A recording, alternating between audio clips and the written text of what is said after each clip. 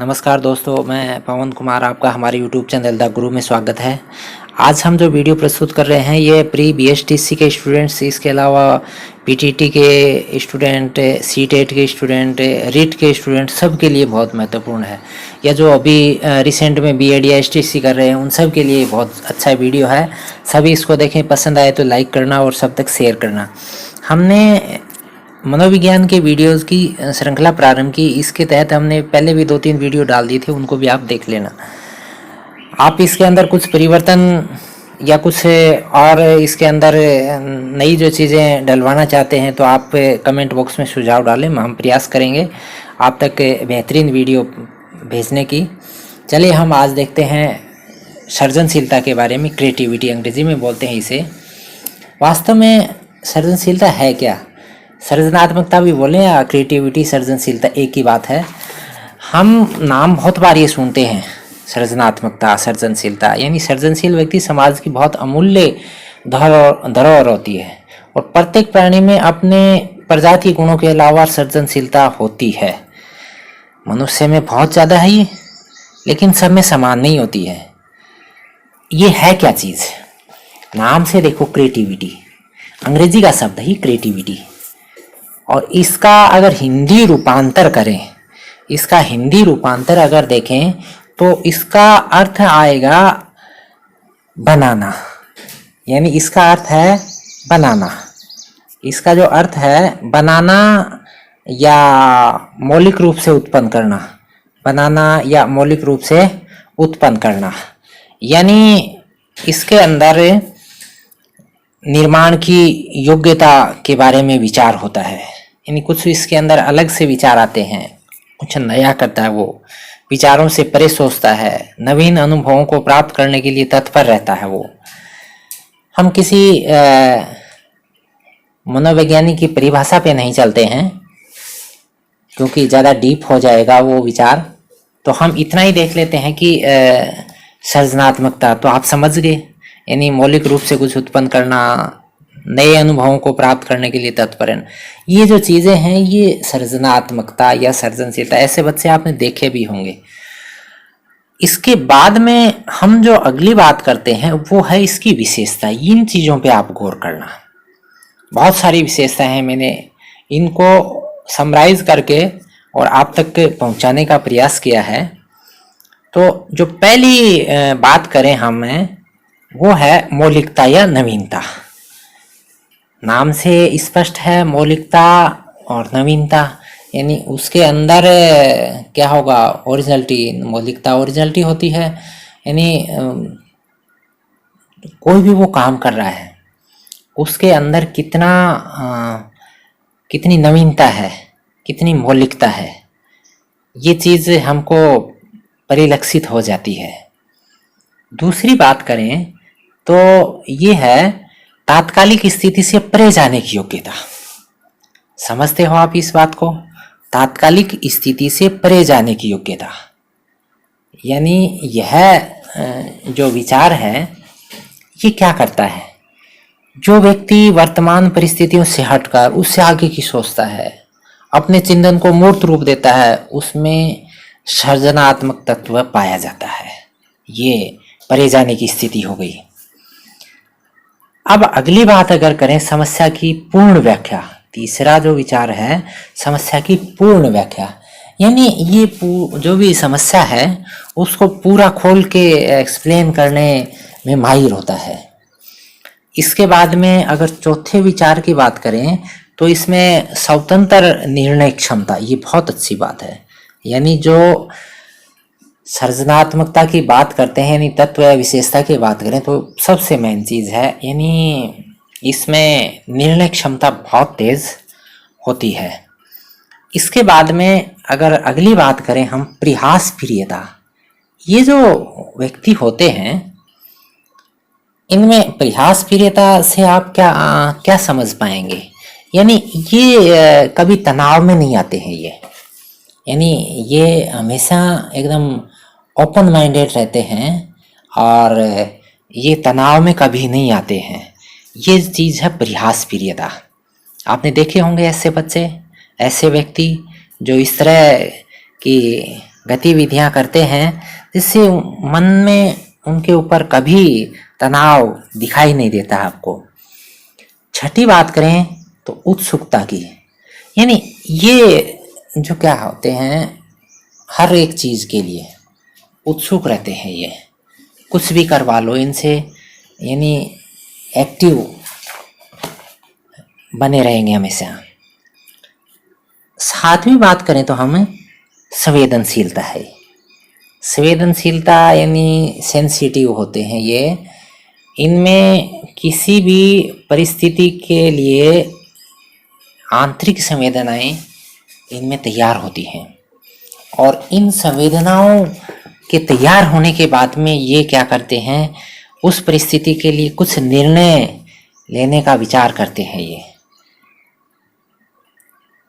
फिर आठवीं जो बात आती स्वायत्ता, यानी ये क्या करते हैं, स्वायत्ता समझते हैं ऑटोनॉमी, किसी के दबाव में रह के काम करना नहीं चाहते हैं, फ्री रहते हैं ये, किसी का आदेश लेके काम करें ऐसा नहीं है। ये चाहते हैं कि हम मुक्त होके, बहुत सारे बच्चे परिवार के अंदर मुक्त इन्वायरमेंट में काम करते हैं, तो उस स्थिति में आपको लगता है कि ये जो बच्चा है किसी की सलाह लिए बगैर बहुत अच्छा कर रहा है, कुछ स्पेशल है इसमें। वास्तव में क्या स्पेशल है, वो क्रिएटिविटी स्पेशल है। फिर अगली बात आती निरंतरता। निरंतरता आप समझते हैं, हम क्या करते हैं कि कोई एक काम कर लिया, उसके बाद में हम क्या करते हैं, कुछ समय पश्चात उससे अलग हो जाते हैं, यानी हमने पहले 2-3 महीने अच्छी पढ़ाई करी, बाद में रुक जाते हैं, निरंतरता नहीं रख पाते हैं। कोई काम प्रारंभ किया, उस काम को कुछ समय बाद में क्या करते हैं, हम रोक लेते हैं, या जो गति प्रारंभ पहले दी थी वो नहीं रख पाते हैं।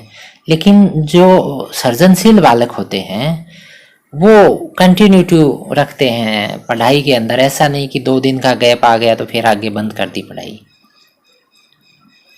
अगली जो बात आती है वो है आपके कल्पनाशीलता। 10वें नंबर पे हम बात करें तो कल्पनाशीलता की। कल्पनाशीलता आप समझते हैं, बच्चे आसमान में तारे देखते हैं, कल्पनाएं करते हैं, ये ज़्यादा क्यों चमकता है, ये बड़ा क्यों है, ये इधर से इधर क्यों जाता है, बच्चे ऐसे देखे हैं आपने। ये कल्पनाशीलता जो है सभी में नहीं होती है, कुछ एक को जैसा परोसो वैसा ही स्वीकार कर लेता है, कुछ एक उसमें नया डालने का प्रयास करता है, कुछ विचार मन में रख के और उसके अंदर मॉडिफिकेशन का प्रयास करता है, ये कल्पनाशीलता है। फिर 11वीं जो बात आती है विचारों में व्यवहारिकता। विचारों में व्यवहारिकता ये समझते हैं आप, ये बहुत ऊंचे लेवल के व्यक्तियों में भी दिखता है आपको। यानी एक तो द्वितीय होती है बहुत सारे लोगों के, एक जिनके विचारों में हम यूं आइडियलिटी वो जो कॉन्सेप्ट है वो जहां दिखता है तो इसका मतलब उसमें क्रिएटिविटी है। ऐसे विचार रखते हैं ये जो हो सकते हैं।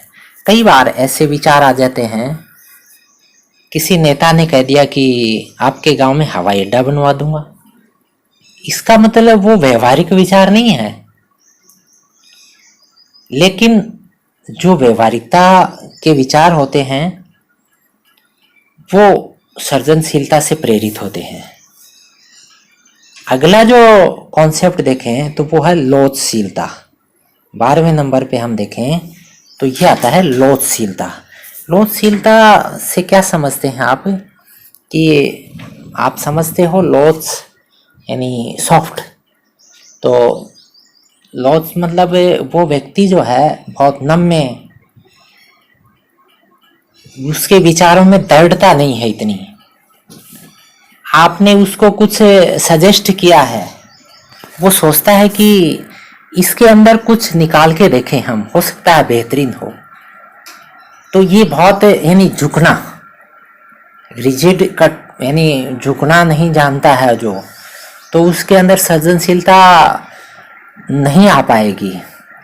तो ये कुछ विशेषताएं थी जो सृजनशील बालकों के अंदर या सृजनशील व्यक्तियों में आपको दिखाई देती हैं। इसके अलावा आपके अनिश्चितता से ये प्रभावित नहीं होते हैं, या इनकी क्षमता जो है बहुत विस्तारित होती है, भविष्य दृष्टा होते हैं, एकाग्रचित होते हैं, दूरदृष्टि होते हैं। ये बहुत सारी बातें हैं। तो ये सारी जो बातें हैं, इन बातों को आप ध्यान में रखें। परीक्षा में प्रश्न आते हैं, उनके अंदर आप इनको पुट करें। इनमें आपको लगता है कि कौन सी ज़्यादा बेहतरीन होगी, वो आप सेलेक्ट करेंगे। इसके बाद में अगला जो बात विचार आता है वो है विकास, यानी सृजनशीलता का विकास, डेवलपमेंट ऑफ क्रिएटिविटी है। ये क्या है? तो पहली जो चीज़ है इन्होंने दी है कि ये कब विकसित होता है। ये विकसित होता है बाल्यावस्था में। ध्यान देना आप, ये कहाँ कब विकसित होगा? बाल्यावस्था में हो जाता है ये। यानी जो छोटे बच्चे होते हैं उनमें सृजनशीलता का विकास बहुत बेहतरीन होता है। और उसके बाद में इन्होंने कहा है कि 30 ईयर तक चरम पर होता है ये, यानी 30 साल तक चरम, यानी 30 साल के बाद में क्या हो जाएगा? स्थिर हो जाएगा ये। इसके बाद में उसके अंदर नई क्रिएटिविटी जो है वो नहीं हो पाएगी। हम बच्चे के अंदर कुछ क्रिएटिव आइडियाज़ डाल लें, हम आगे बात करेंगे इनकी कैसे आएंगी। तो ये अगर बड़े हो जाएंगे 30 साल के बाद में, हम सोचें कि कुछ नया सीख लेगा। आप देखते होंगे कि बड़ी उम्र के लोग बाग ड्राइविंग भी नहीं सीख पाते हैं, उनको बड़ा डर लगता है, या कोई नया काम दे दें वो नहीं कर पाते हैं। तो इसका मतलब 30 साल तक ये चरम, अगर परीक्षा में अगर इस तरह का आ जाए तो आप ये ध्यान रखना 30 साल। इसके बाद में जो अगली जो बात आती है, ये अधिक नियंत्रण और अनुशासन से ये क्या है, इसका लोप होता है। समझ गए ना आप? यानी ज़्यादा कंट्रोल कर दे बच्चे के ऊपर, ज़्यादा अनुशासन थोप दे। देखो, अगर अपन को क्रिएटिव बनाना है तो उसके ऊपर ज़्यादा कंट्रोल नहीं लगाना है। अनुशासन एक दायरे का अनुशासन है, उससे अगर ज़्यादा अनुशासन थोप देंगे तो उसके अंदर क्रिएटिविटी जो है वो गायब हो जाएगी। फिर देखो, ये जो बात आती है, इसने बहुत सारी किताबों को मैंने देखने पे ये आया है कि छात्राओं में ये कम होता है। ठीक है ना? छात्र, इसका मतलब जो बॉयज़ हैं उनके अंदर क्रिएटिविटी ज़्यादा होती है और गर्ल्स में कम होती है। लेकिन ये सब जगह आपको नहीं मिलेगा, ऐसा अपवाद है। बहुत सारी जो गर्ल्स हैं लड़कों से, बॉयज़ से बहुत ज़्यादा क्रिएटिव होती हैं। लेकिन ये बहुत सारे अध्ययनों के बाद में ये विचार आया है, तो आप इसको भी ध्यान में रखें। इसके बाद में ये अच्छी बात कही है इसने, रूढ़िवादी परिवारों से लोप होता है। यानी जो परिवार रूढ़िवादी परंपराओं के अंदर घिरे हुए हैं वो अपने बच्चे को ज़्यादा संरक्षण में रखते हैं, तो उनमें सृजनात्मकता के विकास में ये जो रूढ़िवादिता है ये बाधा डालती है। यानी बच्चे को अपनी इच्छा के अनुसार स्वतंत्रता पूर्वक कार्य करने और उनकी जो जिज्ञासा की संतुष्टि अगर नहीं हो पाएगी तो बाधा हो जाएगी। इसका मतलब जिज्ञासाओं की संतुष्टि करो, स्वतंत्रता पूर्वक कार्य करने दो। ये सारी जो चीज़ें हैं इनसे सृजनात्मकता का विकास होता है। अगर आपके परीक्षा में इस तरह का आ जाए कि कौन कौन सी जो चीज़ें हैं जिनसे बच्चा जो है जल्दी सृजनात्मक होता है, कौन से परिवार का बच्चा सृजनात्मक होगा। इसके बाद में सबसे अच्छी चीज़ जो हमको सबसे पहले बतानी थी लेकिन वो अब बता रहे हैं, वो है सृजनात्मकता विकास में शिक्षक की भूमिका। ये है मेन चीज़। यानी शिक्षक क्या करेगा। अब हम शिक्षक बनना चाह रहे हैं, तो शिक्षक बनने के लिए हम तैयारी कर रहे हैं, तो उस स्थिति में हमारा दायित्व क्या बनेगा कि बच्चे को किस तरह से सृजनात्मक करें। जो पहली जो चीज़ आती है वो आती है कि समस्या के स्तरों की पहचान। यानी इसमें क्या आएगा, देखो ज़्यादातर मनोवैज्ञानिकों ने बताया है कि कोई भी समस्या समाधान दो पदों के ऊपर निर्भर करता है। एक तो क्या है, व्यक्ति की जो बुद्धि की क्षमता, और दूसरा कि व्यक्ति ने क्षमता के भीतर अधिगम पा लिया है या नहीं पा लिया। दो चीज़ हो गई। इन चीज़ों को आप ध्यान रखें। यानी भाई उसकी बुद्धि जो है वो किस लेवल की है और उसकी जो क्षमता है उस तक उसको नॉलेज दे दी कि नहीं देती है, ये टीचर को करना होगा।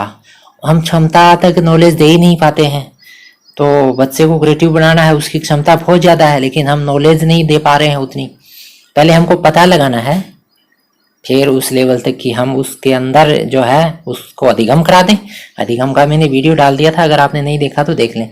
दूसरी जो चीज़ आती है तथ्यों का अधिगम, यानी तथ्यों का अधिगम में क्या आएगा, अधिगम मतलब नर्लिंग, यानी इसमें क्या आएगा, यानी समस्या को हल करने में कौन कौन से तथ्यों को सिखाया जाए, इस बात का शिक्षक को ध्यान रखना चाहिए।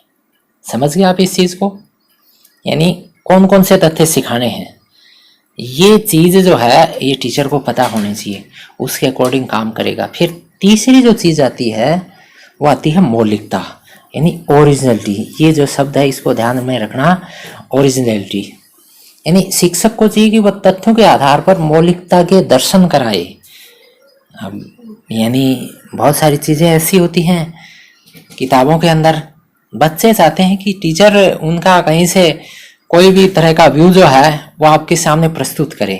अगर ऐसा शिक्षक कर पाता है तो अधिगम, यानी उसके अंदर अधिगम भी अच्छा तो होना ही है, और लेकिन उसके अंदर क्रिएटिविटी जो है वो शिक्षक दे पाएगा। इसके बाद में जो अगली बात आती है वो आती है मूल्यांकन की। मूल्यांकन समझते हैं आप? मूल्यांकन अंग्रेजी में इवेल्यूशन बोलते हैं इसे, यानी बच्चे के अंदर स्व मूल्यांकन का विकास करना चाहिए, यानी वो स्वयं मूल्यांकन कर ले कि ऐसा कर लो आप, उसके बाद में आप खुद ही इस तरह से पता लगा लोगे कि आप कहाँ तक सही हो कहाँ तक गलत हो।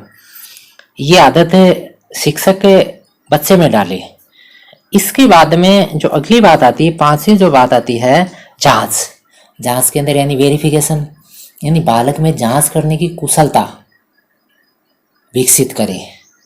किसी भी चीज़ को देखना है, बच्चा देखेगा किसी भी चीज़ को, बच्चा देखता है कि ये पेंटिंग है, चलो कोई बात नहीं ये पेंटिंग है, लेकिन टीचर उसके अंदर डेवलप करेगा कि इस पेंटिंग में ये चीज़ है, ये इतने साल पुरानी है, तो आपको क्या इसके अंदर स्पेशल लगा।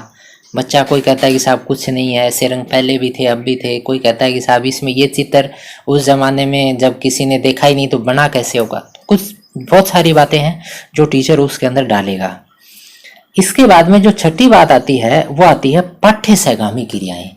बहुत सारी क्रियाएं ऐसी होती हैं जो क्या करेंगी, उसको मतलब क्रिएटिव कर पाएंगी, जिसके अंदर जैसे आपके प्रोजेक्ट दे दिया, समाज के अंदर सामुदायिक गतिविधियों में भागीदारिता करवा दें, आपके समाजोपयोगी उत्पादन कार्यक्रम, शैक्षिक भ्रमण, प्रतियोगिताएं करवा दें, खेल कूद, ये सब जो एक्टिविटियां हैं इनसे भी क्या होता है, उसके अंदर क्रिएटिविटी जो है वो आएगी। इसके बाद में जो अगली बात आती है वो है आत्माभिव्यक्ति को बढ़ावा देना। छात्रों के अंदर आत्माभिव्यक्ति को बढ़ाएं, टीचर ऐसा करें, उसके अंदर को जगाना। और यही बात आगे आ रही है 8 नंबर में, यानी अभिप्रेरणा का विकास, यानी आंतरिक रूप से वो मोटिव हो, ये टीचर करेगा। और ऐसा अगर हो पाता है तो बच्चा जो है वो बेहतरीन तरीके से लर्निंग करेगा। बेहतरीन लर्निंग का ही विस्तृत रूप सृजनशीलता है आपके। उसके बाद में 9 नंबर पे बात करें तो विवादास्पद प्रश्नों का हल, ये बहुत अच्छी बात है, ऊंचे स्तर की बात है। छोटे बच्चों के अंदर इस तरह के प्रश्न कम आएंगे, लेकिन ऊंचे लेवल के बच्चों में टीचर का ये दायित्व बनता है कि उन बच्चों के पास अगर इस तरह के जो प्रश्न हैं उनको किस तरह से टीचर हल करके और एक उनकी जो जिज्ञासा है उनको दूर कर पाता है। अगर दूर कर पाता है तो उसके अंदर वो क्रिएटिविटी है डेवलप होगी, अगर दूर नहीं है तो बच्चा जो है वहीं रुक जाएगा। इसके बाद में 10 नंबर पे बात आती है नकारात्मक पहलुओं को दूर करना। नकारात्मक पहलू बच्चे के अंदर बहुत सारे हैं, टीचर उनको ढूंढे कि ये जो चीज़ है ये नकारात्मक है, इस चीज़ को अगर निकाल दें तो बच्चा जो है बेहतरीन हो जाएगा। ये जो चीज़ें हैं, ये चीज़ें जो है शिक्षक के द्वारा बच्चे के अंदर डल जाएंगी तो बच्चा जो है क्रिएटिव हो जाएगा। तो ये जो सारी चीज़ें थी, इन सारी चीज़ों के द्वारा हमने क्रिएटिविटी को समझा। बहुत सारे प्रश्न, एक मैं प्रश्न बताता हूँ आपको, जैसे कि एक बार रीट की परीक्षा में आया हुआ है, एक बालक अनुपयोगी वस्तुओं से सुंदर पेंटिंग बनाता है। ध्यान देना, एक बालक अनुपयोगी वस्तुओं से सुंदर पेंटिंग बनाता है तो क्या दर्शाता है ये। अब वहाँ ऑप्शन थे प्रतिभाशीलता, श्रेष्ठता, सृजनशीलता, दार्शनिकता। अब देखो यहाँ पर तो आपको साफ लगता है कि आंसर आएगा सर्जनशीलता, लेकिन जब हम बहुत सारी चीज़ें पढ़ लेंगे तो उसके बाद में इन चीज़ों को ध्यान में नहीं रख पाएंगे। तो यहाँ आंसर था सर्जनशीलता। कितने छोटे आसान प्रश्न आते हैं।